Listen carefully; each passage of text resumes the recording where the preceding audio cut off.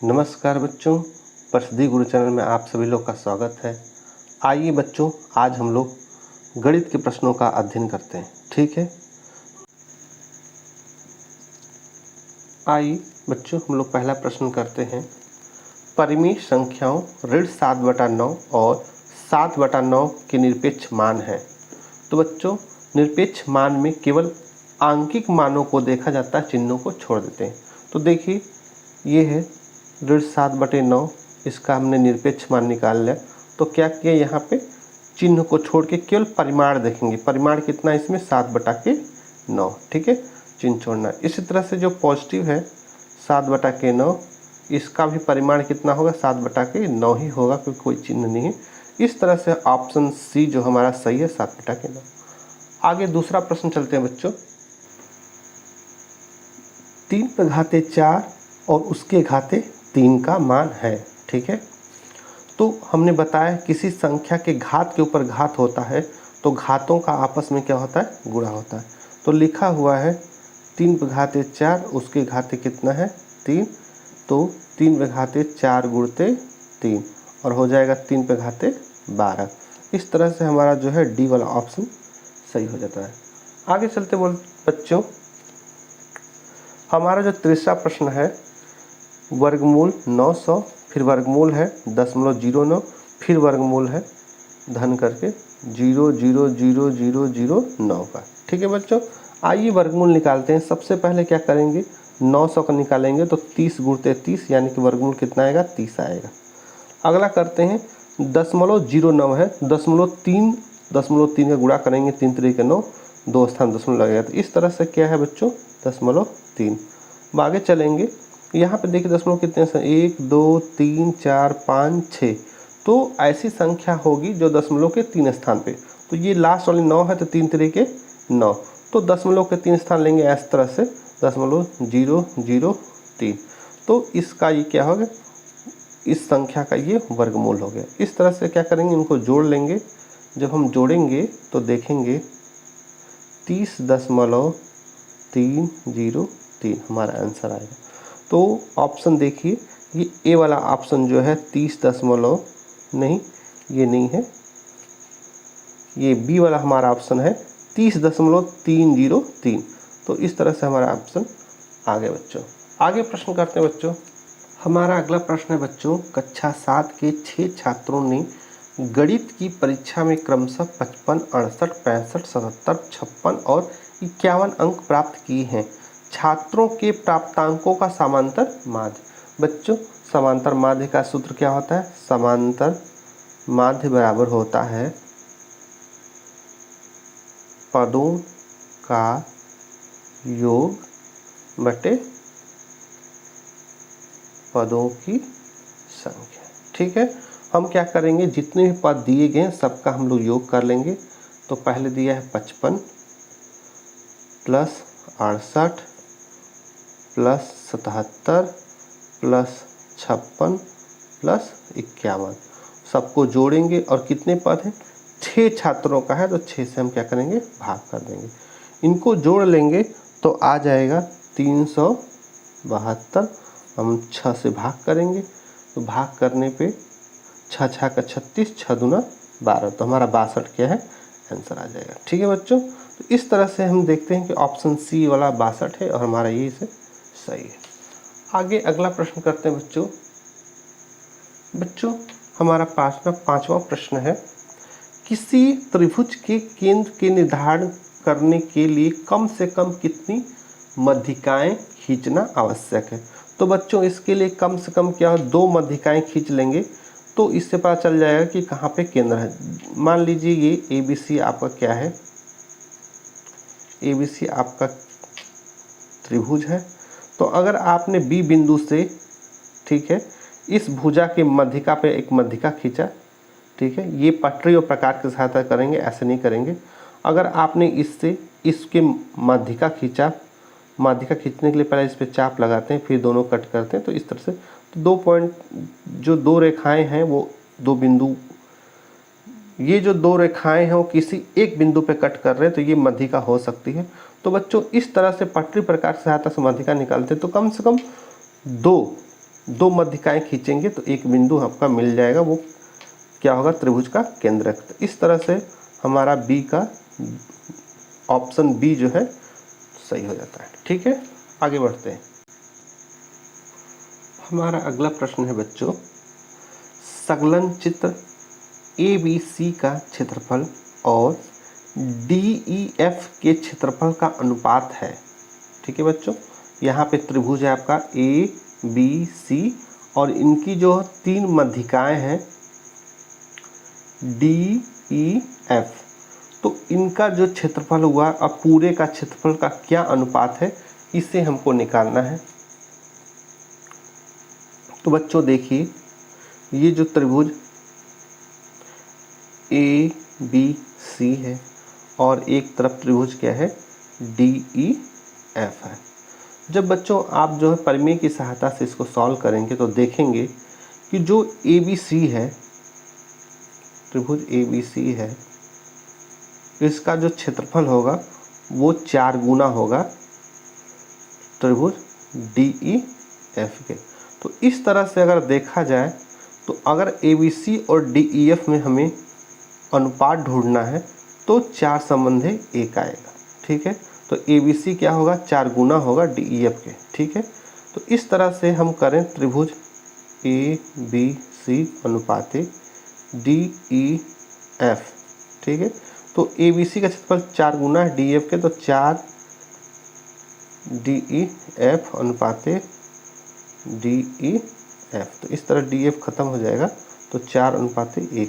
तो हमारा यही ऑप्शन बी वाला ऑप्शन 4/1 सही हो जाएगा। ठीक है बच्चों, आगे 7वां प्रश्न करते हैं बच्चों। हमारा 7 नंबर का प्रश्न है, रिया, विजय और रश्मि के पास क्रमशः 2x, 2x+3 और 3x+1 रुपये हैं। यदि तीनों के पास कुल मिलाकर 32 रुपये हैं तो विजय के पास रुपये। बच्चों क्या करना है, इनके सभी रुपयों को जोड़ के 32 दिखाना और सॉल्व करके x का मान निकालना। इस तरह से जो बीच में विजय का मान, इसको हल करके निकालना। ठीक, करके दिखाते हैं। ये हो गया 2x रिया का मान, फिर 2x+3 हो गया विजय का मान, फिर 3x+1 हो गया किसका, रश्मि का। इनको जोड़ के 32 दिखा देते हैं।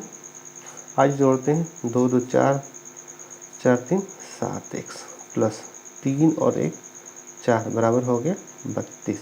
ये 4 पीछे जाए घट जाएगा तो 7x बराबर हो गया 32 में से 4 घटेगा तो 28। ठीक है, तो x बराबर हो गया 28/7, 7 चौके 28। x का मान जो आया बच्चों हमारा 7 आ गया। अब निकालना विजय का। ठीक है, जो विजय के पास रुपए हैं वो कितने हैं, 2x+3। तो इस तरह से 2 × x का मान रख देना बच्चों 2 × 4 + 3, 4 दूना के 8, 8 3 11। तो इस तरह से हमारा जो है ऑप्शन सी आ गया, क्योंकि यहाँ पे कितना, विजय के पास 11 रुपये हैं। ठीक है बच्चों, आगे बढ़ते हैं। बच्चों हमारा 18वां प्रश्न है, एक शहर की जनसंख्या 2019 में 1,40,000 थी और प्रतिवर्ष 10% की दर से जनसंख्या वृद्धि होती है, तो 2022 में जनसंख्या में वृद्धि हुई है। कितनी हुई, 4 ऑप्शन दिए गए। ठीक है बच्चों, तो इसमें क्या करना है, चक्रवृद्धि ब्याज की सहायता से, ठीक है, हमको जनसंख्या निकालनी। ठीक है, तो इसमें दिया क्या है, हमको लगाना चक्र वृद्धि ब्याज का रूल लगाना है। ठीक है बच्चों, हमको दिया क्या है, पहले समय कितना दिया है, समय दिया है 19 से 22 तक यानी 3 वर्ष। हमें ब्याज का दर क्या दिया है, दर बराबर हो गया 10%। ठीक है, और हमारा जो मूलधन है यानी कि शहर की प्रारंभिक जनसंख्या यानी 2019 में जनसंख्या कितनी है, 1,40,000। ठीक है बच्चों, चलिए तो 2022 में यानी 3 वर्ष बाद जनसंख्या कितनी हुई उसे निकालते हैं। तो जनसंख्या बराबर हो जाएगा, ये प्रारंभिक जनसंख्या 1,40,000, 1 प्लस दर कितना है उसे लिखेंगे बटा के 100 और समय लिखेंगे 3 वर्ष। ठीक है, तो हो गया 1,40,000। ठीक है, 1 प्लस दर है हमारा 10% बटा के 100, घाते कितना करेंगे 3 करेंगे। ठीक है, देखिए हमने क्या किया, 1,40,000, 1 प्लस 10 पे घाते 100 और उस पे घात। फिर देखिए बच्चों, 3 वर्ष बाद जनसंख्या बराबर 1,40,000, 1 प्लस 10 दर बटा का 100 पर घाते 3। तो यहाँ पे 1,40,000, 1 प्लस 10 बटा के 100 पे घाते 3, यहाँ पे हमने दर रख दिया है। अब क्या करेंगे, 10 से काट 10 से कम 10 और 10 दहा में 100, तो हमारा आ जाएगा 1 बटा के 10 और तिरे गुणा करेंगे 10 से कम 10 1 11 बटा के 10, तो 1,40,000 11 बटा 10 पे खाते 3 हो गया। अब क्या करेंगे, इसको एक्सपैंड करेंगे, तोड़ेंगे, तो 1,40,000 गुणते हो जाएगा 11 गुणते 11 गुणते 11 बटा के 10 गुणते 10 गुणते 10, ये 3 10 3 जो कट जाएगा, तो ये हो जाएगा 1,40,000 गुणते 1,331 और गुणा कर देंगे तो आ जाएगा आपका 1,86,340। बच्चों ये 3 वर्ष बाद की जनसंख्या है, लेकिन बढ़ी हुई जनसंख्या कितनी है, बढ़ी हुई जनसंख्या निकालना है 1,46,340। तो ये है आपकी 3 वर्ष बाद की जनसंख्या, लेकिन बढ़ी हुई जनसंख्या निकालना है तो आपकी उस समय की जनसंख्या में से 2019 की जो जनसंख्या है, ठीक है, ये 1,40,000 उसको घटाना पड़ेगा, तो 1,40,000 घटा देंगे,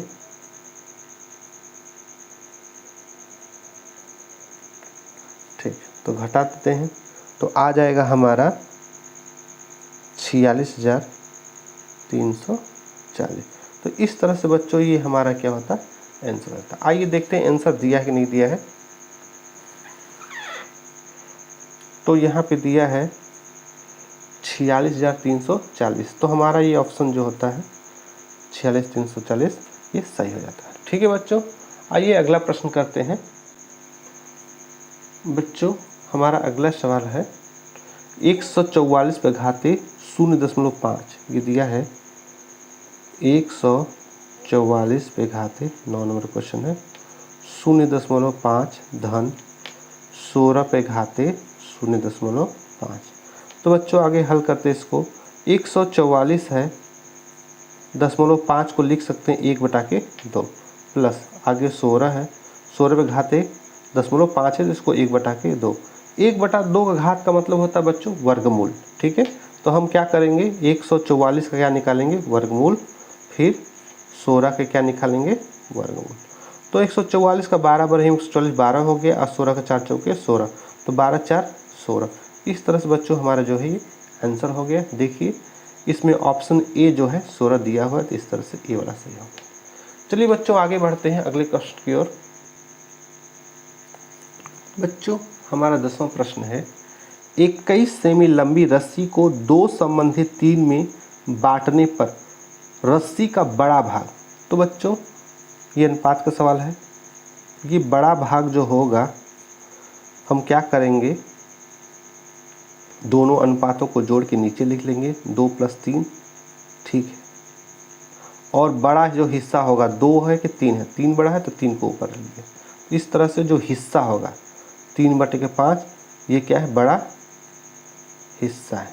ठीक है बच्चों, तो अब क्या करेंगे 21 का बड़ा हिस्सा निकालेंगे, तो बड़ा भाग बराबर हो गया 21 गुणते 3/5। अब क्या करेंगे 21 से गुणा कर देंगे 3 में, तो 3 एकम 3, 3 दूना 6 और 5 से भाग करेंगे। ठीक है, तो 5 से भाग करेंगे तो 5 एकम 5 बचा कितना 13, 5 दूना 10 बचा 3, 10 बार ले जाएंगे 5 6 30, तो 12.6 जो है बड़ा वाला हिस्सा आएगा। ठीक है, तो देखिए 12.6 हमारा बी का ऑप्शन दिया है, इतना सेमी सेंटीमीटर दिया, सेंटीमीटर लिख लेंगे। तो इस तरह से बी वाला ऑप्शन सही। आगे प्रश्न करते हैं बच्चों, 11 प्रश्न करते हैं बच्चों। 11वां प्रश्न है हमारा, एक आयताकार पार्क का क्षेत्रफल 5x² + 17x + 6 वर्ग मीटर है। उसकी एक भुजा x + 3 मीटर है, तो दूसरी भुजा बच्चों क्या करना है, इससे इसमें क्या करना है, भाग करना है। तो भाग करने का दो तरीका है, पहले इसका गुणनखंड करके इससे भाग करिए, या तो डायरेक्टली इससे भाग करिए। तो बच्चों हम गुणनखंड करके भाग करते हैं। देखिए दूसरा भुजा अगर निकालना है तो हम क्या करेंगे, क्षेत्रफल में पहली भुजा से भाग करेंगे। ठीक है, पहली भुजा। तो क्षेत्रफल जो हमारा है 5x² + 17x + 6 और दूसरी भुजा जो हमारा है x + 3, इसी से क्या करेंगे बच्चों, भाग करेंगे। बच्चों क्या करते हैं, ऊपर वाला जो है इसको हम क्या करते हैं, गुणनखंड करके हल भी कर सकते हैं।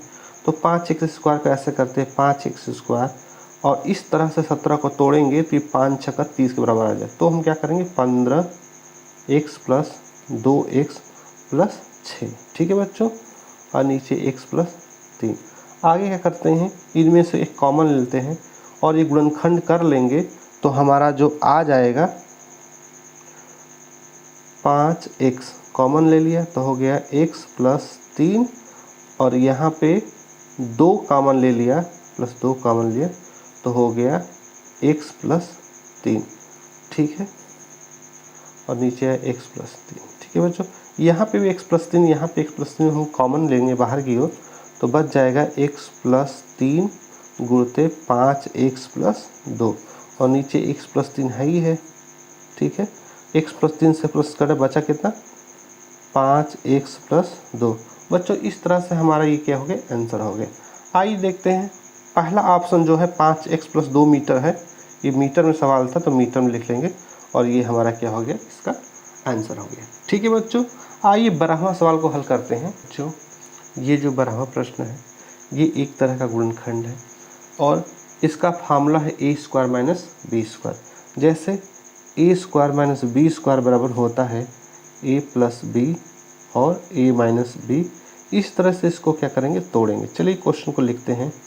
क्वेश्चन है हमारा 9/x² ऋण y² 25। ठीक है, तो हम क्या करेंगे, 9 को लिख सकते हैं 3 का स्क्वायर और नीचे वाले का x² है ही है माइनस, ऊपर y का स्क्वायर है, नीचे कर देंगे 5 का स्क्वायर। ठीक है बच्चों, तो इस तरह से 3/x का हो गया स्क्वायर माइनस इधर हो गया y/5 का स्क्वायर। तो ये सिंपली a² - b² के फार्मूले जैसा हो गया है। तो इसको तोड़ देते इस तरह से a + b a - b, तो 3/x + y/5। ठीक है बच्चों, इस तरह से हमारा पहला गुणनखंड हो गया। और दूसरा कर लेंगे 3 + x - y/5। तो ये जो है गुणनखंड हमारा वो मिल रहा है किससे, देखिए 3/x + y/5 ये ऐसे है, 3/x - y/5 ये ऐसे। इस तरह से जो हमारा ऑप्शन बी वाला जो है सही हो जाता है। ठीक है बच्चों, आइए अगले प्रश्न की ओर बढ़ते हैं। प्रश्न नंबर हमारा कौन सा है, 13वां है, उसे हल करते हैं। 13वां प्रश्न में दिया है, पिता की आयु अपने पुत्र की आयु की 3 गुनी है। 12 वर्ष बाद पिता की आयु अपने पुत्र की आयु की 2 गुनी हो जाएगी। पिता की वर्तमान आयु। तो लिखते हैं बच्चों, पुत्र की वर्तमान आयु बराबर कितना रखते हैं, x रखते हैं। ठीक है, तो पिता का वर्तमान आयु कितना होगा, ये क्या है 3 गुना, तो हो गया 3x। ठीक है, अब 12 वर्ष के बाद ये शर्त है। ठीक है, शर्त ये है कि 12 वर्ष बाद क्या होता है, पुत्र की आयु दुगनी हो जाती है पिता की। ठीक है, तो 12 वर्ष बाद क्या होगा, 12 वर्ष बाद हो जाएगा पुत्र की आयु x + 12, वहीं पे पिता की आयु हो जाएगा 12 वर्ष बाद 3x + 12। ठीक है बच्चों।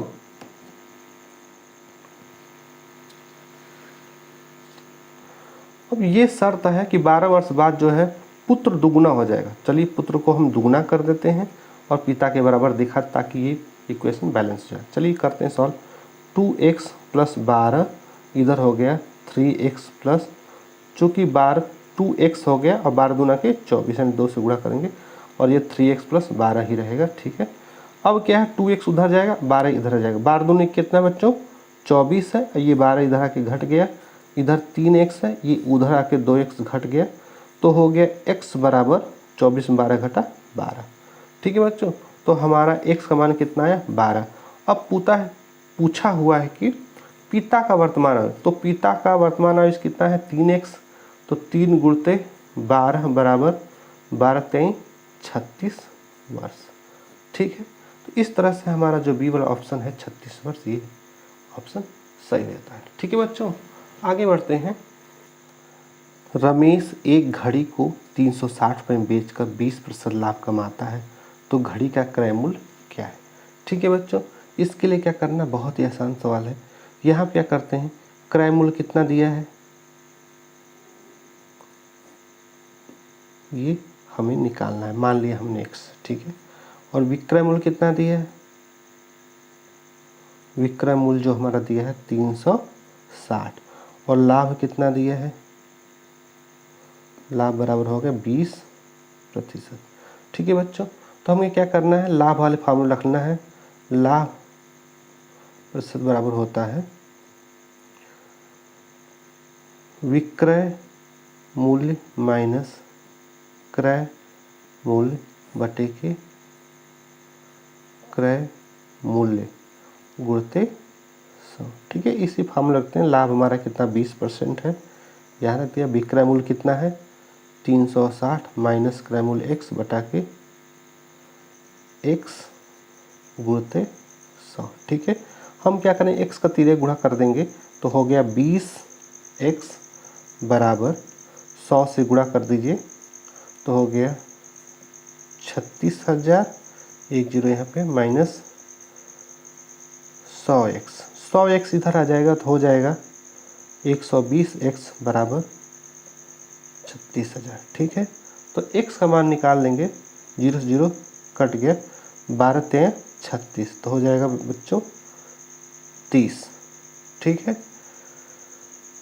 इस तरह से जो है, अब देख लीजिए 1 0 कट गया, 2 0 बचा। ठीक है, तो हो गया 300 रुपये। तो हमारा जो है क्रय मूल्य मान रखा है हमने, क्रय मूल्य x बराबर 300, तो यह 300 है। इस तरह से हमारा सी वाला ऑप्शन सही है। आ गया कितना 300 रुपये। ठीक है बच्चों, आगे प्रश्न करते हैं। हमारे इस प्रश्न में नंबर का है, दिया है 3xy into 4/5 x power minus 1, यानी 3xy गुणते 4/5 x बघाते ऋण 1। ठीक है, तो इस सवाल को हल करते हैं। 3xy गुणते 4/5 x बघाते ऋण 1 का मान निकालना है। और क्या दिया है, x बराबर 1 और y बराबर 2। इसी x बराबर 1 y बराबर 2 को बच्चों इसमें पुट करना है और इसका मान को निकालना है। चलिए इसको रखते हैं। 3x का मान कितना 1, y का मतलब 2 गुणते 4/5 और x माइनस 1 मतलब 1/के x होता है। ठीक है, आगे चलते कैलकुलेट करते हैं। 3 गुणते 1 गुणते 2 गुणते 4 पूरे बटे के 5 और x का मान कितना है 1। ठीक है, अब यहाँ पे हो गया 3 दूना 6, 6 चौके 24 एकम 24/5, ये हो गया 24/5।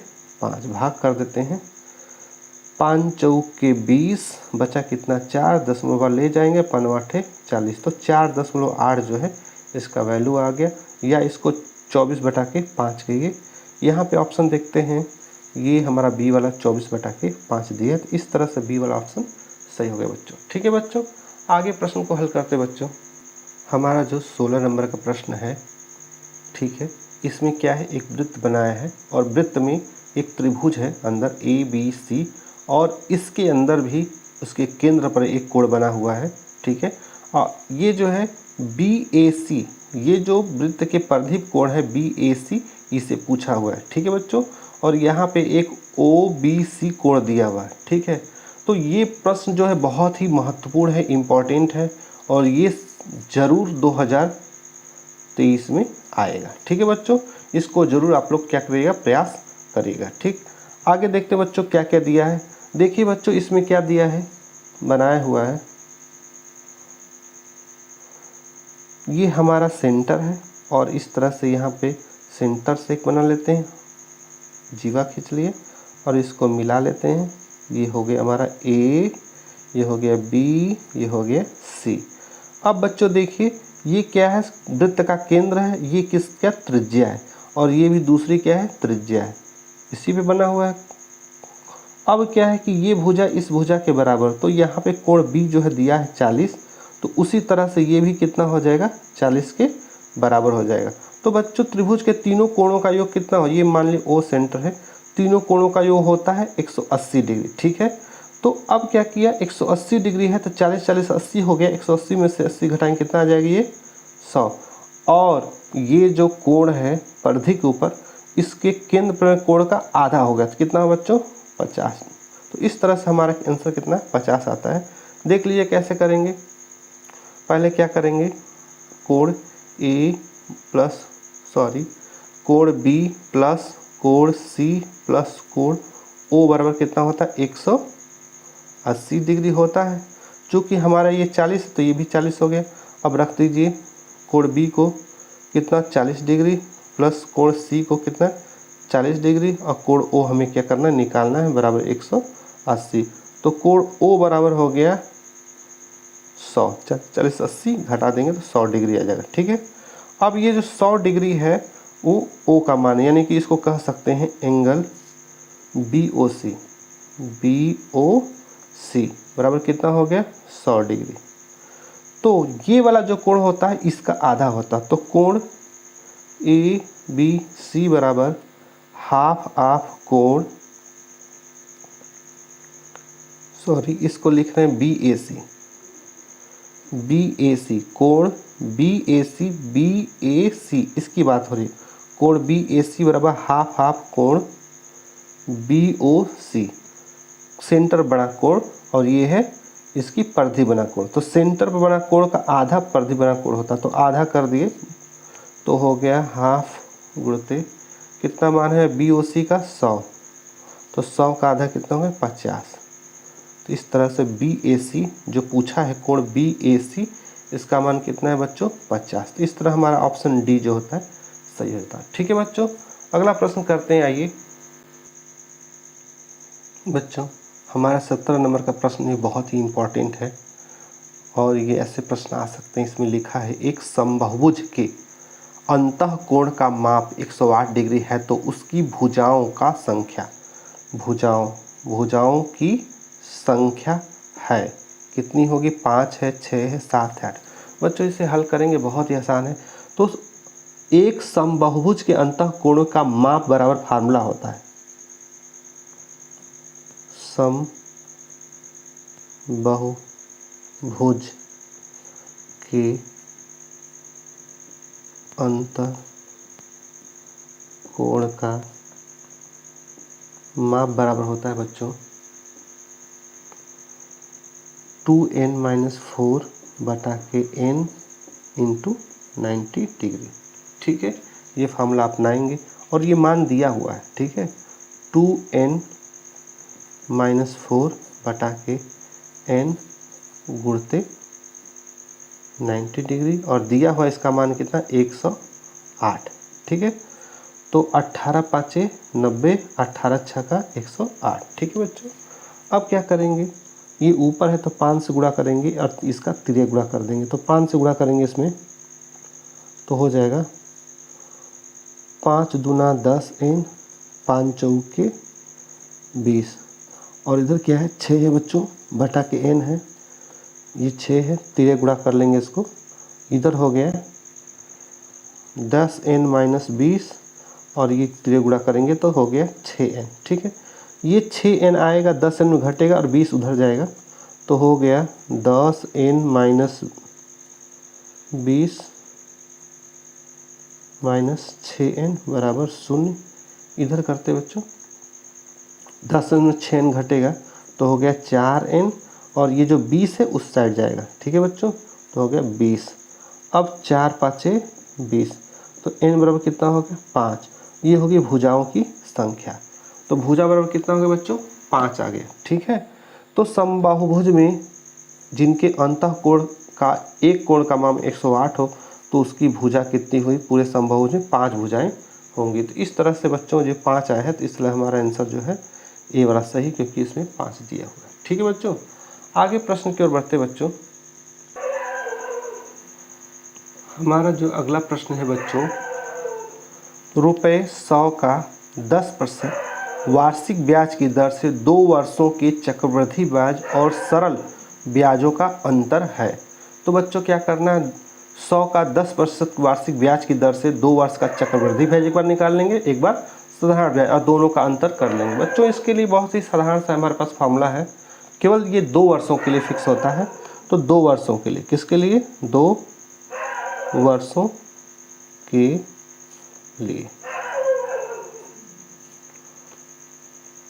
चक्रवृद्धि ब्याज और साधारण ब्याज में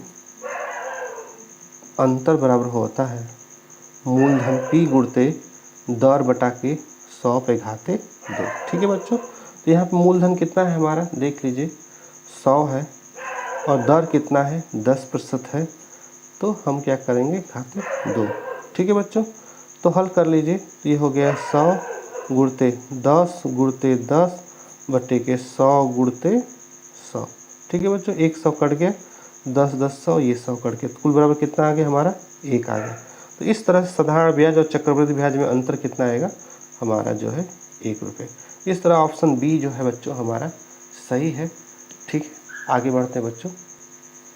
बच्चों हमारा 19 नंबर का प्रश्न है, 6 छात्रों की ऊंचाई के आंकड़े निम्नोक्त हैं। इसमें दिया है 148, 151, 153, 145, 143 व 152। इनकी माध्यिका क्या निकालना है, मीडियन माध्यिका निकालना बच्चों। तो माध्यिका के लिए बताया था हमने, पहले ही क्लास ले चुके हैं। तो माध्यिका में क्या, सबसे पहले क्या करते हैं, बढ़ते या घटते क्रम में। तो बच्चों हम क्या करते हैं, इसे बढ़ते क्रम में आंकड़ों को लिख लेते हैं, बढ़ते क्रम में। ठीक है, तो बढ़ते क्रम में लिखेंगे, सबसे पहले क्या आएगा 143, फिर 148, फिर 151, फिर 152, 153, यह 153 आया, फिर उसके बाद